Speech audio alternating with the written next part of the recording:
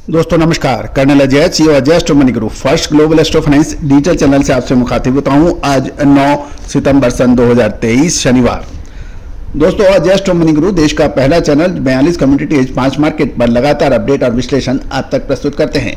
साथ साथ देश दुनिया की खबर जो कि कृषि और दूसरी कमोडिटीज को प्रभावित करे उसका भी लगातार अपडेट और विश्लेषण आप तक पहुंचाते हैं। खबर निकल के आ रही है कि रूस लगातार यूक्रेन के ऊपर हमला कर रहा है, जिससे यूक्रेन को कृषि से संबंधित जो स्ट्रक्चर है वो काफ़ी बर्बाद होने के समाचार मिल रहे हैं। रूस ने पिछले 5 दिनों में चौथी बार यूक्रेन पर ड्रोन से हमला किया है। यूक्रेन के अधिकारियों ने यह सूचना दी है कि नवीनतम ड्रोन हमला डानुबे नदी पर स्थित यूक्रेन की बंदरगाह को काफी हानि पहुंचने के समाचार हैं। इस हमले के कारण कीव के महत्वपूर्ण जो एक्सपोर्ट मार्ग है वहां पे स्थित अनाज, सिलोज व अन्य ढांचागत सुविधाएं बर्बाद हो गई हैं। दोस्तों, इस क्षेत्र के गवर्नर ने कहा है कि रूस का यह नवीनतम ड्रोन हमला इजमाइल शिले के दक्षिण ओडेशा क्षेत्र में हुआ है और यह हमला लगातार 3 घंटों तक होता रहा है। जनरल प्रोसिक्यूटर कार्यालय की ओर से कहा गया है कि इस हमले के कारण कुछ ट्रकों के चालक भी घायल हुए हैं तथा विस्फोट की चपेट में आने के कारण कुछ लोगों के घर भी बर्बाद हो गए हैं। सेना ने कहा है कि कृषि उत्पाद कंपनियां बर्बाद हो चुकी हैं, हालांकि इसका कोई डिटेल अभी तक नहीं आई है।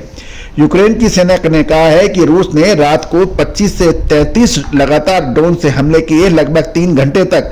इससे अधिकतर ड्रोन का निशाना ओडेशा क्षेत्र था, लेकिन कुछ ड्रोन का निशाना उत्तरी शहर सुमी पर भी था। दोस्तों, यूक्रेन के प्रशासन ने कहा है रूस की एक ड्रोन ने सुमी के एक आवासीय क्षेत्र पर भी निशाना बनाया, जिसकी वजह से निजी घर के साथ साथ गगनचुंबी बिल्डिंग में 20 अपार्टमेंट और 2 दुकानें बर्बाद हो गई हैं। प्रशासन ने अभी कोई मृत्यु की आधिकारिक रूप से सूचना नहीं दी है।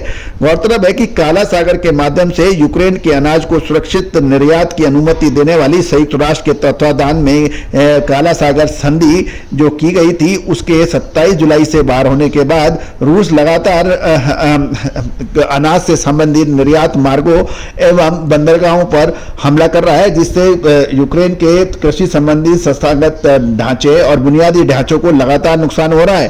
रूस के डानुबे में यूक्रेन में अनाज निर्यात ढांचों और ओडेसा स्थित काला सागर बंदरगाह केंद्र पर हमले बढ़ा दिए गए हैं।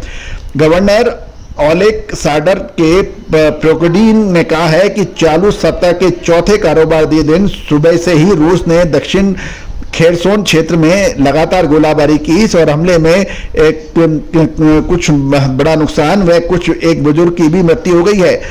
दोस्तों, ये एक महत्वपूर्ण खबर है क्योंकि रूस अब लगातार, आपको याद होगा कि हमने आपको सितंबर महीने में मध्य के अंदर ऑलरेडी आपको एक अग्रिम विश्लेषण देते हुए कहा था कि रूस अब सितंबर महीने के मध्य तक एक जियोपॉलिटिकल टेंशन बढ़ सकता है और इसका असर वैश्विक स्तर पर पड़ने की संभावना है। दोस्तों, याद रखिएगा कि जो विश्लेषण वही है जो समय आने से पहले दिया जाए। आपको हमने लगभग 15 दिन पहले भी एक अनुमान दिया था कि रूस अब हमले बढ़ा सकता है और इसका असर विशेषकर एक्सपोर्ट एरिया जो है, विशेषकर एग्रीकल्चर प्रोडक्ट्स के ऊपर अधिक पड़ेगा और रूस अब एक निर्णायक युद्ध के मूड में आ गया लगता है। दूसरी ओर कल ये भी खबर थी कि अमेरिका ने रूस को यूक्रेन को कुछ अत्याधुनिक हथियार भी दिए हैं और उससे भी रूस बौखला गया है।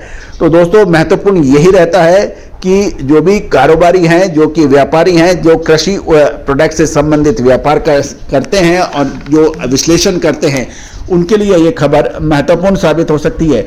दोस्तों, कृषि उत्पाद यानी एग्रीकल्चर प्रोडक्ट जो हैं उसमें उत्पादन के साथ साथ खपत और अंतर्राष्ट्रीय स्तर पर उसका आयात और निर्यात पर काफ़ी असर देखा जा सकता है। अक्सर होता यह है कि आपके यदि प्रोडक्शन बहुत अच्छा है और उसका निर्यात आप करते हैं, यदि निर्यात में बाधा आ जाती है तो उसके अंदर आपके भावों में फर्क पड़ जाता है। दूसरी ओर यदि आप कोई भी एग्रो कमोडिटीज आयात करते हैं और उसमें आयात में बाधा आती है तो जियोपॉलिटिकल टेंशन से उसके दाम आकाश छूने लगते हैं।